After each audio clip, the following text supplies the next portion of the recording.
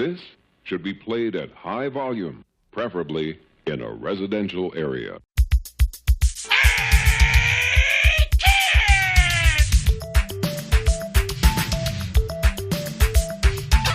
It's time for Blumpkin and Friends, starring your host, the Reverend Johnny Blumpkin.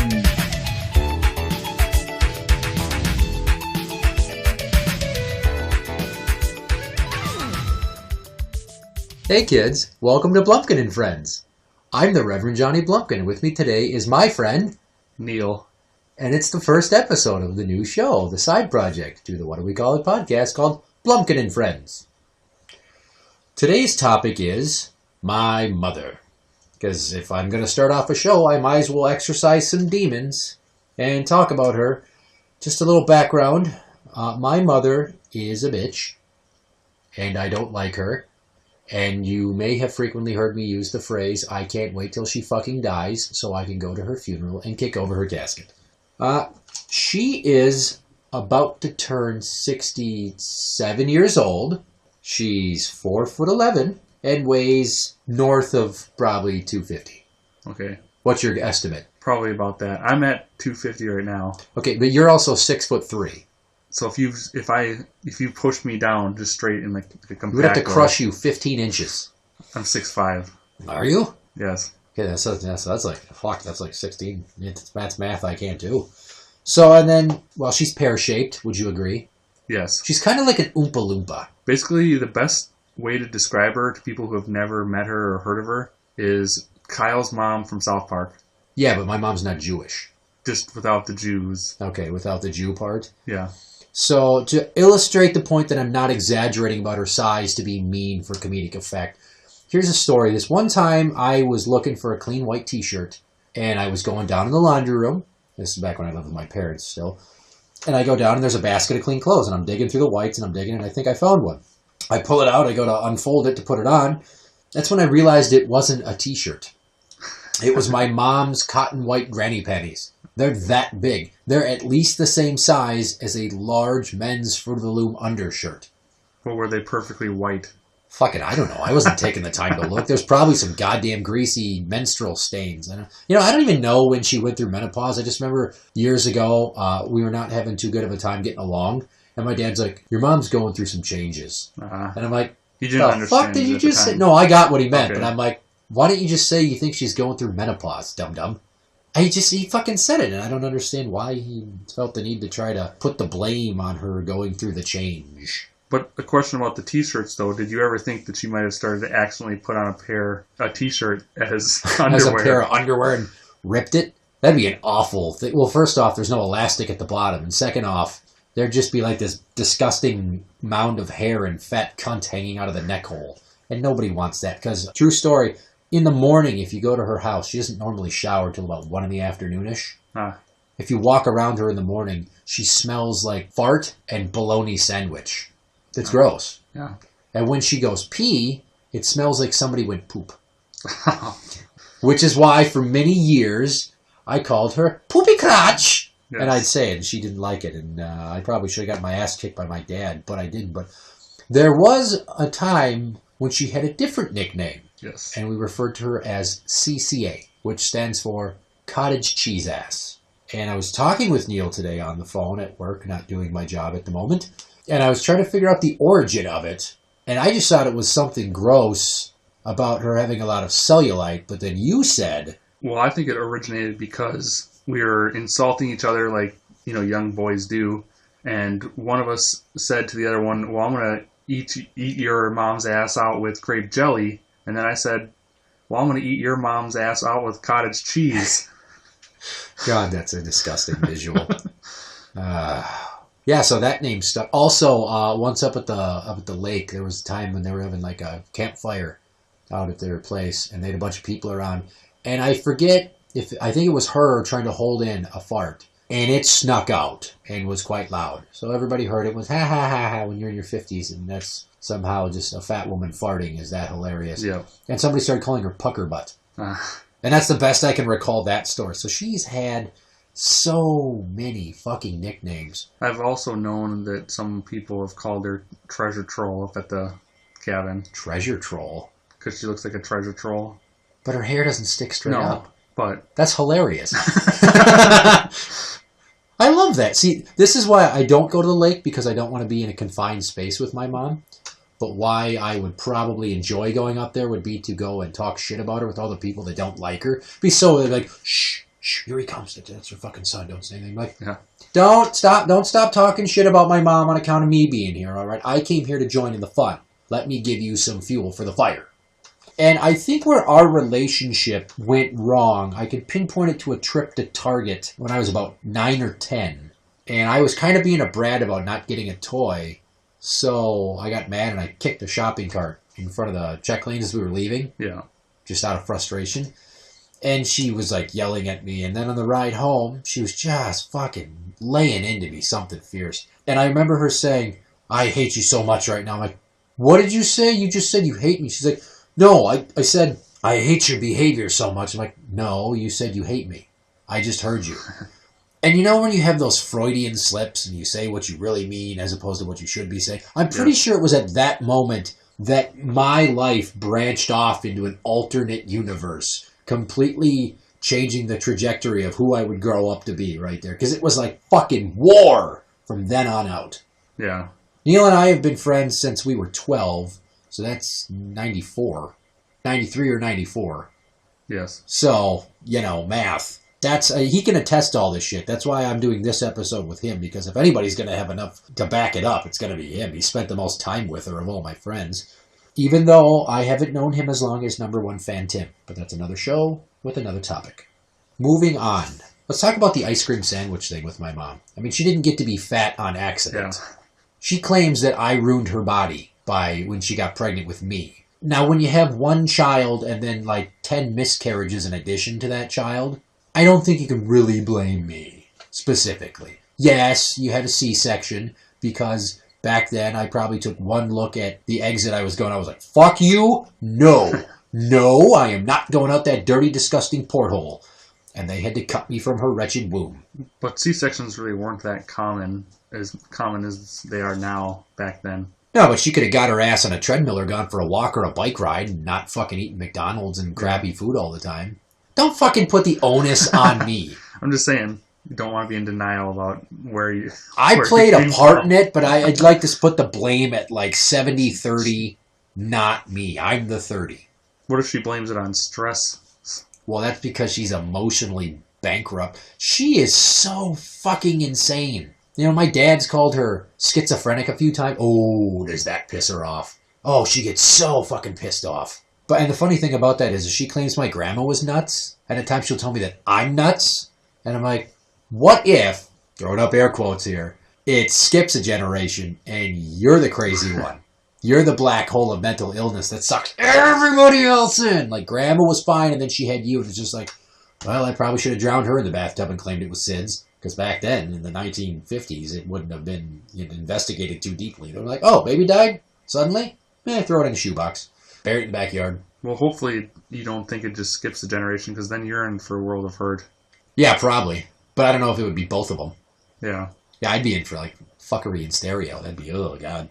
Well, we'll find out in about 10 years when they each have periods. Ugh. So, my mom eats crappy. And, yes. My dad also eats crappy. I don't know if it's who's the chicken and who's the egg there.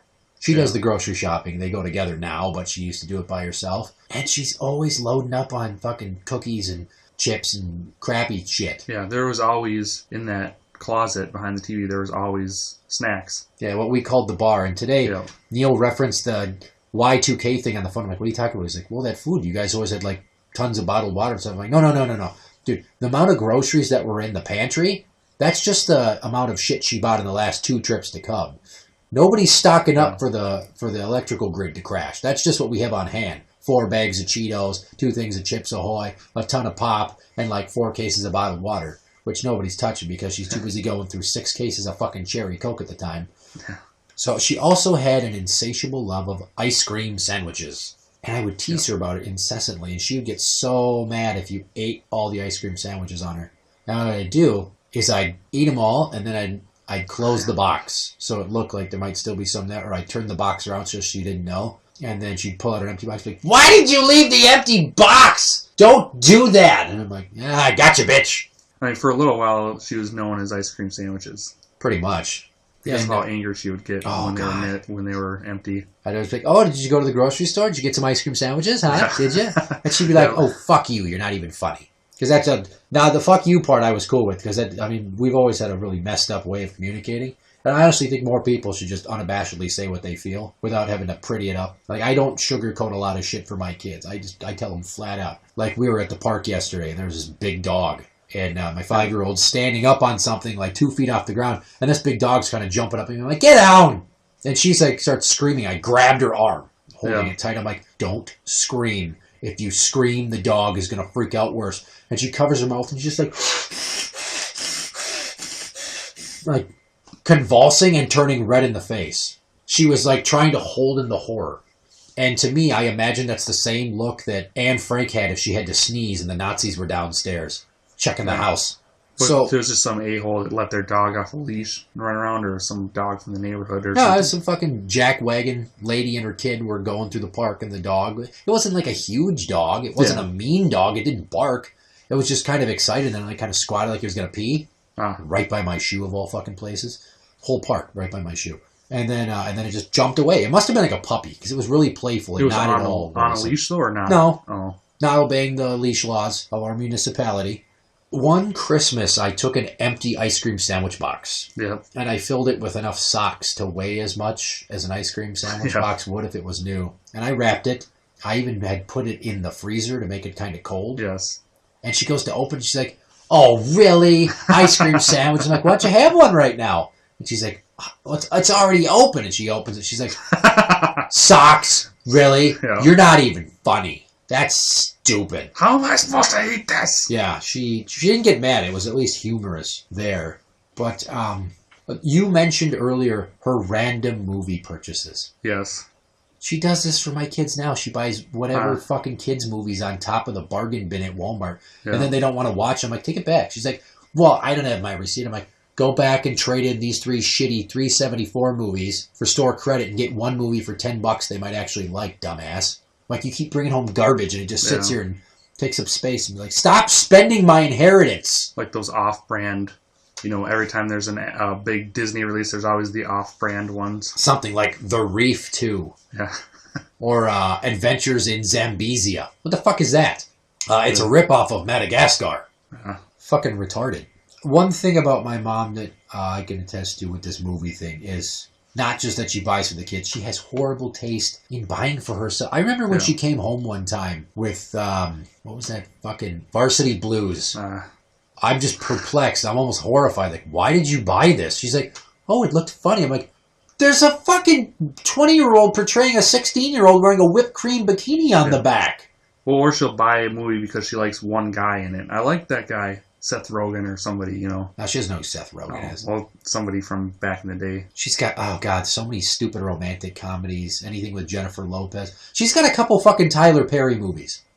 If you can't tell by my voice, I'm white. All right, my mom's like really white because she doesn't go outdoors a lot. She pretty much lives on the couch. She's like a filter fish that just picks a corner of the tank to hang out and kind of suck a little bit of algae off. That's her on the couch, absorbing the TV in between the 3 loads of laundry she does twice a week and acts like she just got done fucking planting an entire field with an oxen in front of her.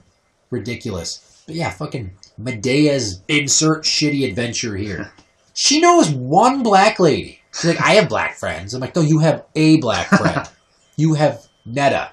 And the only reason you know Netta is because of going to the Courage Center after your car crash and doing, lazy fat people exercises in the pool.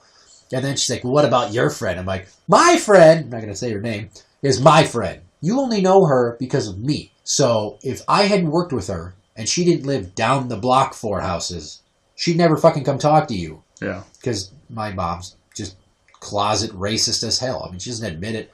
The other day, I got so pissed. This is like, I don't know how many instances of her doing this. She tells my dad, she's like, oh, God, you're acting like such a gook. And I'm like, Linda! That is a fucking pejorative slur for Asian people. Are you trying to say he looks like a goon? Yeah. Because goon would fit, but gook is something you slander Asians with. She's like, I can call my husband a gook if I want to. It's just my word. I'm like, no, it's not your word. You didn't come up with the word gook. Somebody came up with the word gook a long time ago.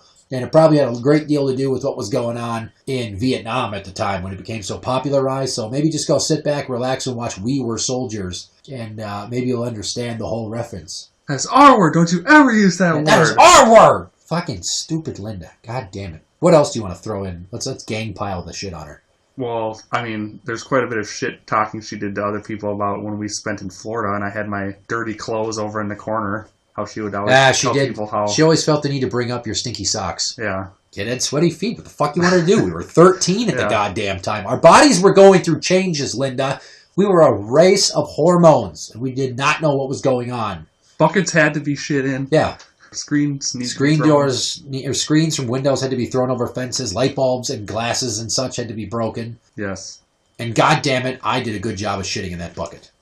What about the time, if you want to elaborate, when she was asking for your help when apparently Roger was trying to get intimate? Oh, God. This is a terrible... I brought this up. No, you know what? I didn't bring this one up on the other show. Okay, so... We got back from a family trip to Florida. I forget what age I was, but my bedroom was still upstairs. So this is before I was in high school, either junior high or high school. And my parents' bedroom is down the hall. The upstairs of their house consists of my room in the front, a bathroom in the hallway on the outside wall, and their room in the back. And I hear this from down the hall. Help! Help, son, help! I'm like, what is going on? Your dad's trying to put his thing in me. And I'm like, oh, God, I hate you both so much right now.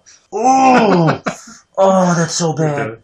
Oh, that's such a bad visual. You know, that was way worse and more emotionally traumatizing than that story that I told when I found my dad's old box of condoms in his sock drawer looking for a tie on Easter. And this old fucking... It wasn't even like ribbed. It was just like condoms. It was just a Trojan. Just discount condoms. They were name brand. They were Trojan. But yeah, fucking this old box of condoms that looked like it was from the late 80s or early 90s. Why is he holding on to this? You had a vasectomy, and this is really gross to think about. Unless he's fucking her in the ass.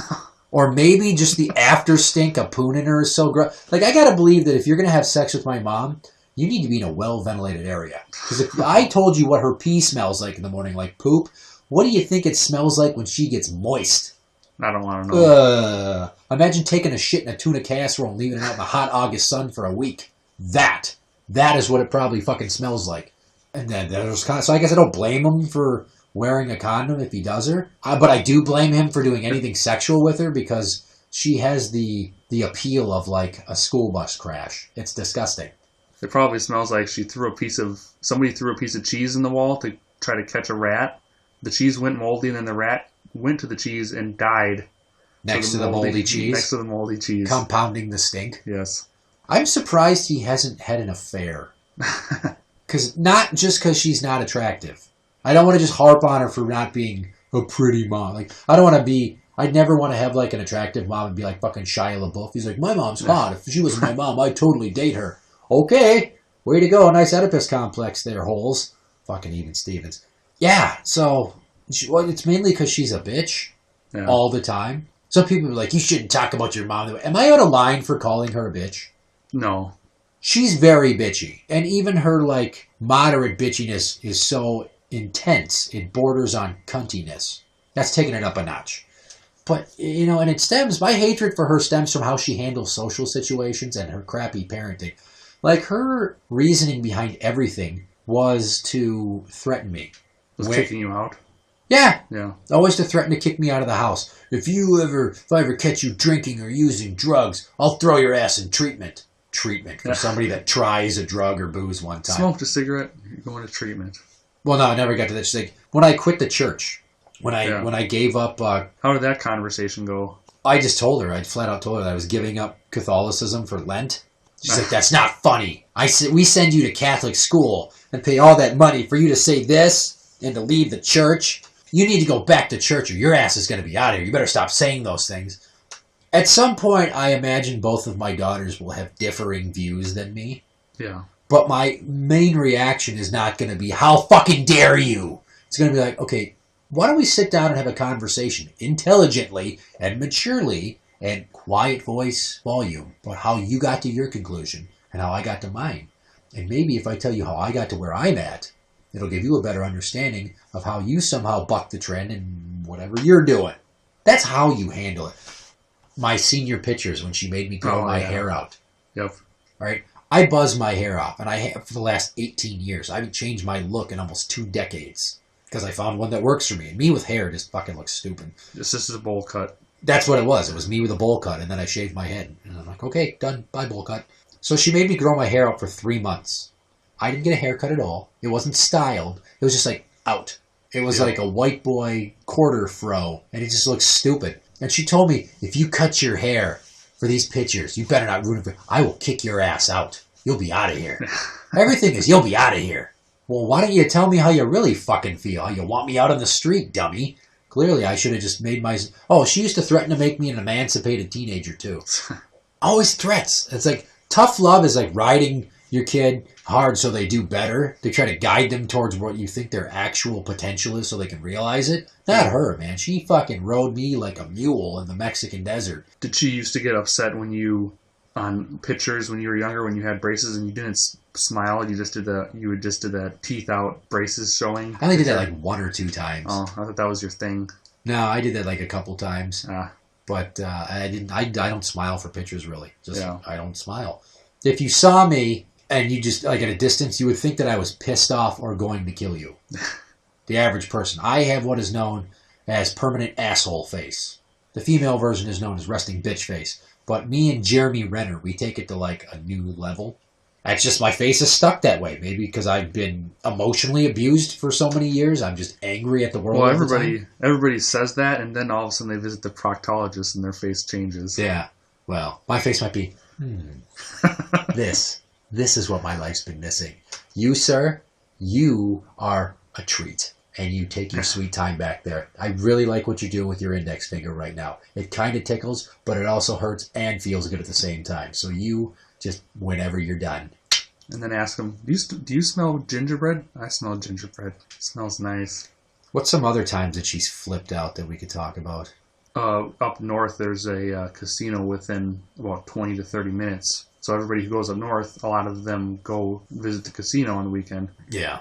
And your mom did it as well, quite often. Yeah, and she would go play the slots. All she does is play the slots and not like the high buck slots. I think she plays like penny slots or maybe nickels. And she'd win, and she'd be like, well, I won. I'm like, oh, did you do good? Well, I'm not going to tell you how much it is, but it's a good amount. Like, there's this big fucking secret. Like, she didn't tell anybody. No. She wouldn't even tell. I don't know if she even told my dad. Like, it was the CIA or something. Yep. Like, can you just, Linda, can you please tell people? Yeah. Which, if you think it's weird that I don't call her mom, I don't call her mom because I hate her fucking guts. I'm just like, Linda, you know what? You need to calm the fuck down. But yeah, she never would tell anybody what she won, and she'd be like, oh, I'm taking us to the buffet. It's my treat. But I'm not going to tell you how much I won. Okay, so you're going to hint that you have the ability to pay for stuff? I don't think she poured a great deal of money into the slot to get what she won out, because she never really played more than, I think, $20-25. She didn't go there and like blow through money. Like my ex's mom, who has a fucking horrible gambling problem. Whole nother issue. I mean, I remember once when you were kind of starting to change your eating habits from going, from that kind of when you're younger, you just get McDonald's all the time. And we were at your trailer up there, and she must have had a bunch of McDonald's for you, and you were somehow decided you were trying to eat healthier, and you said, I don't really want to eat that, it's disgusting. And she ended up it tastes fine to me. And I don't know if she ended up eating your burger or what happened to your burger, but no, it probably went into her fucking gut is where it went. Just like this time I was trying to watch a tape of a WCW Monday Nitro from a few days earlier because I'd missed it. And then I get there, and she had taken the tape, left in the VCR, taped over it with the Country Music Awards. I was pissed. So I took the tape, and I went out back behind the camper out north, and I played a little bit of driving range practice with it. Yeah. She didn't see who won Best New Artist that year. Yeah. I don't know if Garth Brooks won any awards like he should have, but she would know. She didn't get to see it. I'm like, oh, where'd the tape go? But the air horn is like the big thing, and I hinted at that. during the Poop Chronicles. And how many times I'd blare the air horn, I'd sneak up on her and she'd go, "God damn you!" Well, you started it with just yelling, "Hey, Mom," at her when she'd be doing something that... She's so easy. She's always in a zone when she's fucking folding laundry and shit or eating. And it's hilarious to sneak up on her. Like, I'm not trying to give her a heart attack. She's like, "You're going to give me a fucking heart attack. That's not funny. One of these days, I'm just going to fall over and you'll probably like that because you hate me so much because that's what you tell people how awful I am." And I'm like, if you think that I tell people that and they don't notice, you got another thing coming. But I'll see you in 20 minutes when you're watching TV. Your dog was very overprotective of Jacques. her. Yes, he's super overprotective of her. So I got this black, that's not racist to say, this black French toy poodle. He is very miniature. And I named him Jacques because he was French. I was 8. What do you want me to do? And, man, he was so... I'd be like, "Jacques, I'm going to get Mom." He'd come running and fucking try to bite. That dog bit me so many... Almost all the scars on my hands are from him. And the one on my upper lip. He bit me on the face one time, that motherfucker.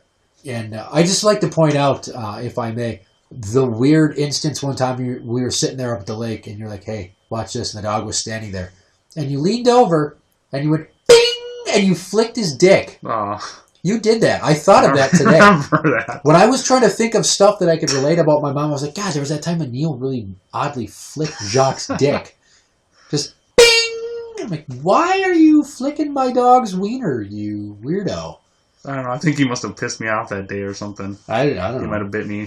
Well, there was up at the lake this time when they were doing some sort of potluck, and they were doing a watermelon spitting contest, and they had taken Polaroids to show, for the memory book. Yeah. And they had one of my mom, and it was her and another guy, but I think it was about my mom. And under the picture it said, "Biggest windbag in the park."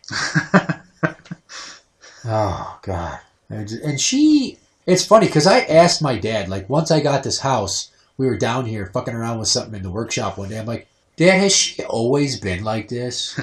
And he's like, "Well, when she got Guillain-Barré, she got stricken with French polio for a spell after I was born. Like, I don't know, I think I was like 7 months old or some shit. She had to stop nursing me because she was paralyzed temporarily. I think for 3 months she couldn't walk. And I'm sure that's enough to drive a person a little insane. But you would think that once you got back the ability to walk, the sky would be more blue, the grass would smell even fresher, food would taste sweeter, everything would be better, right? So the food tasting sweeter thing probably happened. That probably didn't slow her down. Yeah. My dad reminded me, and I had forgotten this, that his parents refused to go to their wedding. My dad's mom fucking hated my mom. They never got along. And like my dad's mom died when I was 6. So once Grandma Alice was gone, I wasn't old enough ever to like know why it was going on. But I mean, my dad's mom was a little cuckoo, plus my mom's cuckoo. It's kind of like when 2 lions meet each other in the wild. And they fucking roar back and forth, and maybe they snarl a bit. Yeah, it's kind of like that shit. Or when you imagine 2 bears getting into it in like the Canadian wilderness. And that's my mom with like fucking everybody. Oh, God damn it. And she's always shitting on my parenting. And the fucked up thing is, when there's other people around, she'll be like, "Oh, I'm so proud of who he's become and how he turned out and blah, blah, blah." And she'll blow a bunch of sunshine up my butt. But when there's not other people around, she's a fucking maniac. Like, if they would have had GoPros 20 years ago, she would be locked up in St. Peter. And me and my dad would have had an incredible life. It would have been like Indiana Jones and his dad.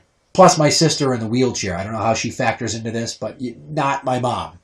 I know that when she dies, if there's crying at the funeral, it's not going to be because we're sad. They're going to be happy tears. And we're just going to hug and be like, "We're free! We're free!" It'll be like how the slaves felt once they got off on the last stop of the Underground Railroad. How do you think the other city council members, when she was on the city council, dealt with like issues coming in? How do you think that went? Well, she was well liked, I guess. She had to get elected. She was council member at large. Yeah. And she almost won mayor. So she won.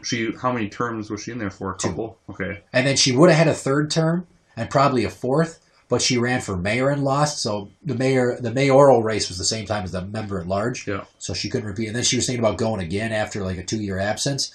Yeah. And then she ran for state rep and lost that too in the primaries. People didn't want women in politics. And I don't blame them because she's fucking nuts. Well, there is this story of this time that I was 5 and I had this little red bike, like a 16-inch bike. And the training wheels were off at that point. Yeah. So I wanted to go use my money I had saved to buy a G.I. Joe at Kmart. It was like 2 miles away from my house. It's a long way when you're 5. And I had to cross a major thoroughfare to get there. My dad wouldn't take me. He said he had to mow the lawn. Well, I didn't want to wait. So he was out back mowing the lawn. And my sister was just, sitting there being retarded. Quote, babysitter. I don't know. Yeah. And I got on my bike and I rode up to Kmart. And I bought it. Well, my mom wasn't home because she was at a council meeting. So my dad went in the house looking for me, and he couldn't fucking find me anywhere, and he freaked out. Yeah. And he called the cops and said that I was missing. Oof. Which had to be like, oh shit. Like, was he more freaked out that I was gone, or more panicked that he was up Schitt's Creek because he couldn't explain where I went? And unlike John and Patsy Ramsey, who, obviously killed their daughter and got away with it, the cops were looking for me, and one of them happened to notice me riding my bike. Yep. Down the main thoroughfare back home. But before they noticed me, one of them had to go into the council meeting and go up to my mom and be like, Linda, your husband called. Your son's missing. Middle of a council meeting. Wow. 1988. Yeah, I think it was June or July of 88. So that had to freak her the fuck out. But I didn't cause a lot of trouble, I got home that night. She came home and she was back into the driveway as I was pulling my bike into the garage. I ran upstairs and hopped in the tub thinking, I'm going to get in the bathtub. And that'll be good. Yeah, no, my dad came home and he left a handprint on my ass. But I didn't do a lot of shit like that. I never got busted for stealing. I never even tried alcohol. I tried a wine cooler when I was 15 for the first time, or maybe 17. Beer on the side of the road or something. Well, no, there was that remember when we got those Heinekens in Florida? Yeah. The first beer I ever drank? 16. And it was gross. We got a 17 or 18-year-old guy. He looked like he was 40. Yeah, Andre, that black guy. He bought us a sixer of Heineken. It was gross. Yeah, we just thought it would be good, and we just started drinking it. We're like, these were disgusting. I never tried smoking. I never tried drugs. I never knocked anybody up until I was 27 or 8. So, what the fuck is she so angry at me She's for? never caught you with any girlfriends? Just your dad has? Just my dad has walked in on me getting a beach a couple of times. Okay. Only once did he. I don't know if he ever saw a head in my lap. Yeah. But there was one time where he saw through the window, me laying on the floor, me looking up, and I'm like, oh shit.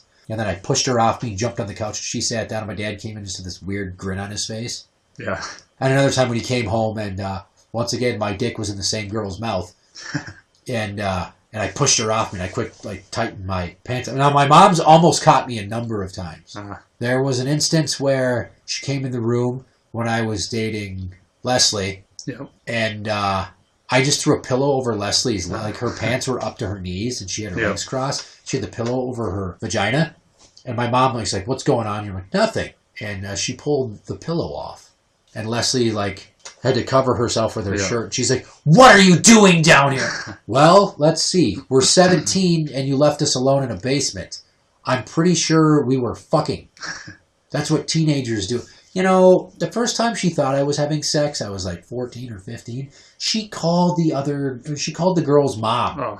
She called the girl's mom to tell her that we had attempted sex. Not had sex, just that we tried to have sex. And then the girl denied it, and my mom looked like an insane asshole for doing that. And then I got to school the next day. I'm like, boy, the damnedest thing happened last night. Somebody anonymously called my mom and told her that I was going around school talking about trying to have sex. And then she actually asked me, and then she called the girl's mom. Isn't that fucking weird? That's what she's like, And then the time I got busted, when me and Leslie finally got busted, my folks didn't find out I was having sex. I was 17 or 18. And my mom, I came home from work, and they're both waiting for me at the door. I'm like, oh, fuck. I came in, I'm like, what's going on? She's like, something's wrong. I'm like, what? She's like, you and Leslie are having sex. And I couldn't deny it. I was like, you know what? Shut up. And she sat me down, and she made me explain it. A little late for the birds and the bees. No, my dad had that talk with me when I was 7 or 8 because he caught me watching Lethal Weapon 2 during a sex scene. And that talk consisted of, so, why don't you tell me what you know about sex? Should not have fucking even asked me that. He should have ignored it and hoped that 10 more years would go by before I'd ask him about vaginas. Yeah. But not him. And then my mom, is like, well, are you using protection? No. Oh, my God, you're going to get pregnant. I'm like, well, no, I don't. I don't finish. And then, well, that's not good for you. Like she's concerned about me having blue balls. I guess thank you for taking the time to be considerate of my testicles and if I'm having an orgasm or not. But like, here's another thing with her. I call her the great interrupter. She's always fucking talking over you, and you have to be like, can I finish what the fuck I was saying? You're going to prattle on for 45 minutes. Let me get a word in edgewise. So the other part to that is everything is the worst. When she found out that I was like drinking occasionally, like when I was 22 or 3, Yeah. well, what are you having? I'm like, I drink Jägermeister. She's like, oh, that's the worst. That is the worst stuff you could have. It's not 151. No. It's Jäger. It's not Everclear. No. And she's like, you ask your aunt, who's an AA vet, she'll tell you that's the worst thing you could drink.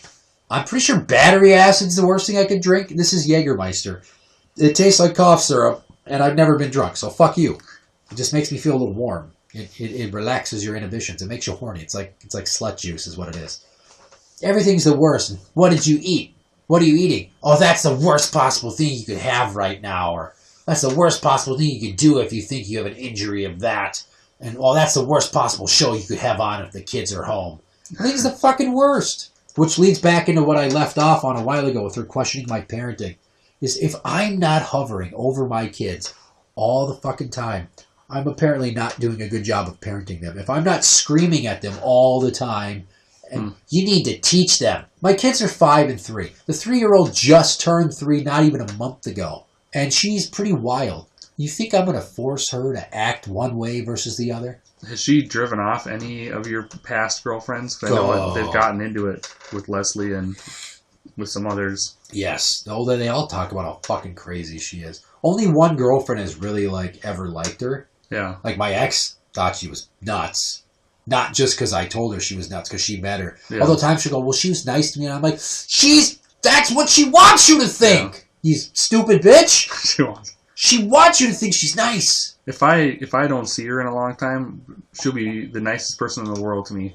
But you should just walk up and be like, hey, fatty, see what happens. God damn. I'm letting my kids watch too much TV. I'm not forcing my 5-year-old to eat any more different variations of food than what she really wants. I'm not literally standing on top of my 3-year-old so she can't leave the room. And she's always like, where's so-and-so? Where's the youngest one? I'm like, I call her name out. But, oh, she's there. No, she's upstairs in my room right now. No, she's not. You're paranoid. So if you show up to the house and you come in through a door that involves a key or the garage, anytime you show up and she thought the house was locked, who's there? Is that you? Like, okay, I'm just going to clue you in here. Don't take this the wrong way. No one's going to break in here in broad daylight. And if they do, I don't think you have to worry about them raping you. You know, they're going to take one look at you and be like, you know what? I came here to steal your TV, and that's exactly what I'm going to do, so you can put your pants back on, because that's gross. Let me just leave you. You need this more than I do. Here's $50. Yeah, why don't you go buy yourself some body wash and a loofah to take care of that 80 pounds of wet Band-Aid stink coming out of your gunt area. Ugh. Well, I think I'm ready to wrap it up. I don't know. I didn't write a lot of notes down. I just kind of shot from the hip here. And this is episode 1, so they can only get crazier from here. You got anything you want to add? Nope, I think that covers everything. Okay. Well, in the next episode, I will be joined by another friend because the show is me, the Reverend Johnny Blumpkin, and my many, many friends. Soon there will be a YouTube channel just for Blumpkin and Friends, or join us on Facebook at facebook.com/groups/Blumpkin, BLUMPKINAND, Friends. I'm the Reverend Johnny Blumpkin. This is my friend, Neil. Go fuck yourself.